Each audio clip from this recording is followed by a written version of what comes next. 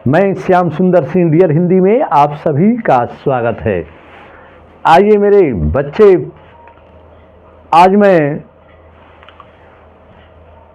गोधूली भाग 2 से कवि परिचय रेनर मारिया रिल्के के बारे में बताने जा रहा हूँ, जो कि हमारी गोधूली भाग में ये अंतिम कविता है। जरूर मेरे बच्चे, हम आशा रखते हैं कि इस कविता जब कहा गया है, एक कहावत भी है, याद रखना बोर्ड परीक्षा में कहावत एवं मुहावरे भी आते हैं, तो उसके बारे में मैं ज़रूर बताऊंगा कि कहावत किसे कहते हैं, मुहावरा किसे कहते हैं। अपने सरल से सरल शब्दों में मुहावरे एवं लोकोक्ति का प्रयोग करके मैं बच्चों को परिभाषा सहित बता दूंगा। चलिए बेटे, ध्यान देना है कि अंत भला तो सब भला। चलिए, हमारे गोधूली भाग 2 से अंत भला ये अंतिम कविता है। हम आशा रखते हैं कि हमारे हिंदी साहित्य के हमारे महान कवि गोपाल सिंह नेपाली ने एक जगह लिखा है बच्चे कि कलम देश की बड़ी शक्ति है, भाव जगाने वाली, और दिल ही नहीं दिमागों में भी आग लगाने वाली। एक कलम की पूजा हमें जरूर करनी है बच्चे। विद्या ददाति विनयम, तो हम आशा रखते हैं कि हमारे बच्चे बार बार, एक बार नहीं हजारों बार पुनरावृत्ति की दृष्टि से मैं ज़रूर बार बार कहता हूँ बच्चे कि मन लगा करके हमारे परीक्षा, बोर्ड परीक्षा, इंटर की परीक्षा और मैट्रिक की परीक्षा अब नज़दीक में आते जा रहा है। ज़रूर मेरे वीडियो को देखते रहिएगा।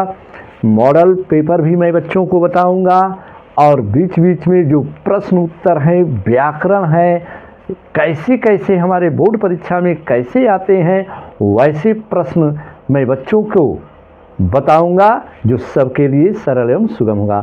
आइए बच्चे, हमारे रेनर मारिया रिल्के का कवि परिचय, जो कि हमारे एक विदेशी कवि हैं।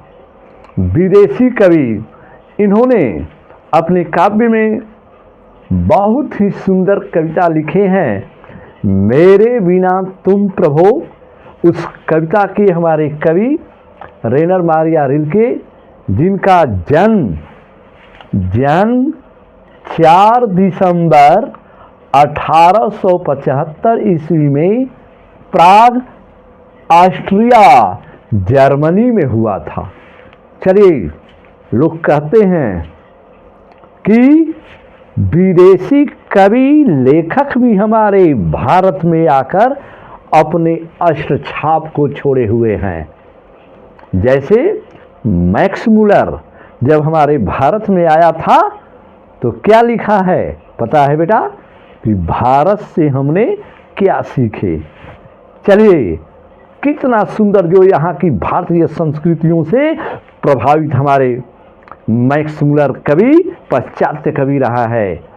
और वेदांतियों के वेदांत कहे जाने वाले हमारे स्वामी विवेकानंद ने भी उन्हें उपाधि दी थी। विक्टोरिया ने भी नाइट की उपाधि दी थी।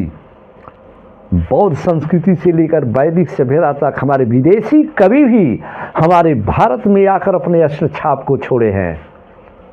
तो बच्चे, और अन्य हमारे इंडियन, हमारे भारत के कवि भी विदेश में गए हैं। जैसे हमारे राम कुमार टॉलस्टॉय के घर में, वहाँ जाकर जो टॉलस्टॉय बहुत बड़ा विद्वान है रूस का, जिसके परिचय का वर्णन बताए हैं हमारे राम कुमार ने, युद्ध एवं शांति, बहुत ही सुंदर उनकी रचना है।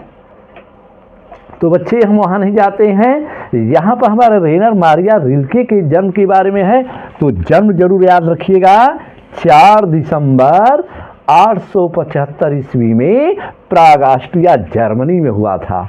और निधन मृत्यु 29 दिसंबर 1926 ईस्वी में हमारे रेनर मार्सिया रिल्के जी का निधन हुआ था।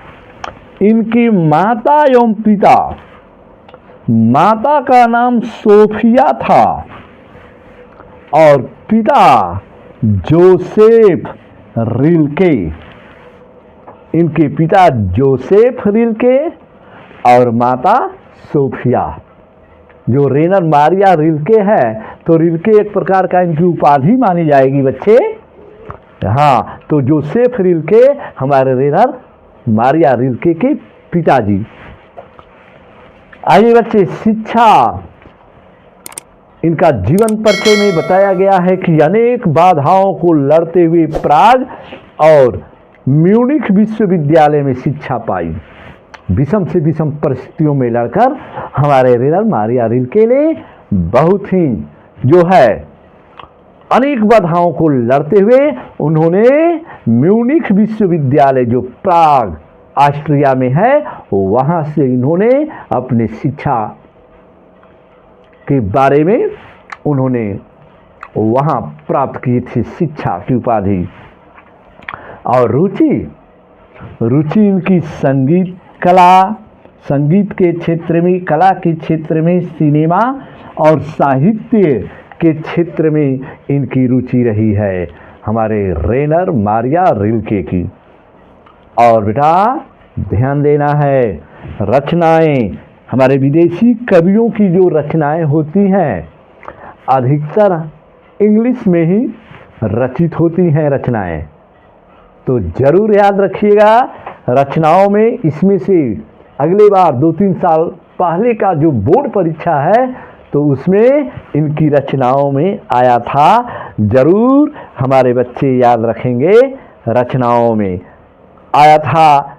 जो कि इनकी मुख्य रचनाओं में इनका एक उपन्यास है द नोटबुक ऑफ माल्टे लॉरिट्स ब्रिज और टेल्स ऑफ ऑलमाइटी।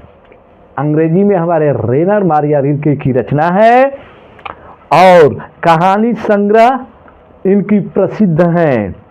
कविताओं में लाइफ एंड सॉन्ग्स, यही परीक्षा में आया था, लाइफ एंड सॉन्ग्स इनकी रचना है, जो कि 2-3 साल पहले बोर्ड परीक्षा में पेपर में हमारे बच्चे देख सकते हो। ये आया था रेनर मारिया रिल्के के बारे में कि इनकी कौन सी रचना है, लाइफ एंड सॉन्ग्स किनकी रचना है, तो रेनर मारिया रिल्के की।